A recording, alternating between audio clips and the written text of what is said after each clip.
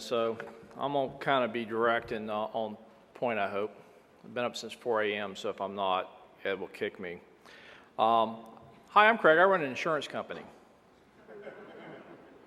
Nobody told me that when I was going through the vetting process, and all the pundits who told me all my challenges as a FEMA administrator never mentioned the flood insurance program. But let's look at it this way, because I think the problem is people try to look at things and make it fit their paradigm, and I have to deal with reality. I run an insurance company. My board of directors is the U.S. Congress, and everybody in this room is a shareholder. But unlike a lot of other companies, my shareholders, you, can actually benefit from the product that I provide. Some of you don't even buy my product and will still benefit if an event occurs that would otherwise have triggered a payout based upon you participating in my program.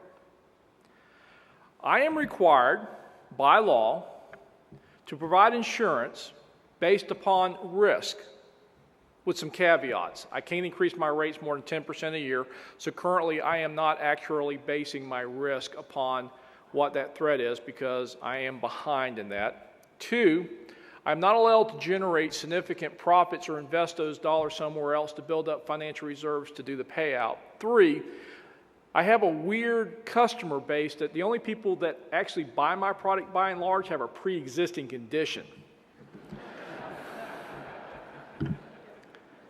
Because there's this other law that says if you have a federally backed mortgage and you live in a high-risk flood area, 1% or more per annum, you are required to buy flood insurance as a condition of having your being able to get that mortgage. Which means that the bulk of the population, A, does not have flood insurance.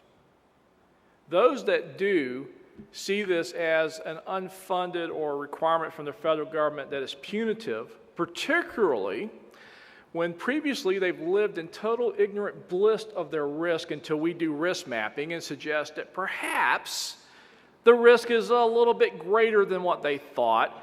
And oh, by the way, it triggers this requirement to purchase flood insurance for the first time. And they see that as the federal government making them buy that insurance. And so they go to my board of directors and they want an out. They want an exemption. They want to be, as part of the shareholders, more special than the rest of the shareholders so they don't have to pay that because they think it's unfair because they've lived here all of their life or the last 5 weeks, whichever is longest, and it's never flooded.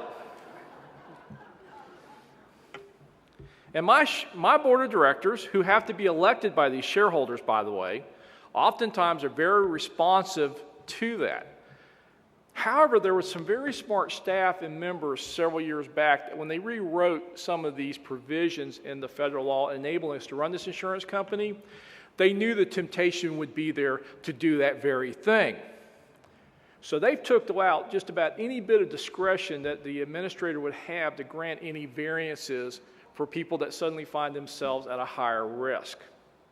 To the point at which I have been suggested that I'll have to hire my own pallbearers to haul me to my funeral because I got to be the most unpopular person in parts of this country as we map areas because I won't give these poor people a break. Well, my board of directors made sure I couldn't. They pretty well wrote the National Flood Insurance reauthorizations in such a way that I am bound by the law to provide flood insurance to those individuals at a rate based upon risk. And I was also funded to update those maps to more accurately reflect that risk using the best science and technology. Now that's kind of an interesting process as well, as I have found out listening to the staff's reports that we probably have, we make mistakes, but our mistake rate is phenomenally low compared to the amount of product that's out there. But you make one mistake and they're going to use that to basically paint the whole program. But I have actually been in interesting conversations where I've had a county commission begging me to invoke our maps as soon as possible because it's going to take a whole lot of their community out of a flood zone risk and move them to a much lower risk, and they won't have to have that mandatory requirement. But the city commissioners and the mayors are begging me to do everything I can to stall and implement it because they're going to go into a mandatory purchase zone. Same county. Same community.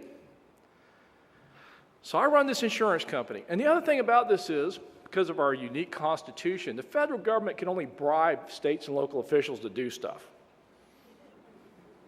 All this stuff we're talking about up here is because we got money. And if you want it, you got to play by our rules. And generally, the federal government has very little to say about growth management, zoning, where you're going to build and how you're going to build.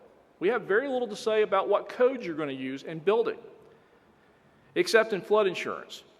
Because if you want to have it, you have to adopt a minimum standard of regulations to hopefully minimize and mitigate future flood risk. Well, there's a lot of other federal agencies that don't even have that. So they look at our tools as an interesting way to move other agendas. So now I find myself coming on board that I am actually an enabler. I am promoting growth and development in areas we probably shouldn't be doing that because it's causing impacts to endangered species. So now I have consent agreements against my organization for providing flood insurance. I didn't zone it. I didn't tell anybody to build there, and I don't issue the first building permit that I can find anywhere in this country.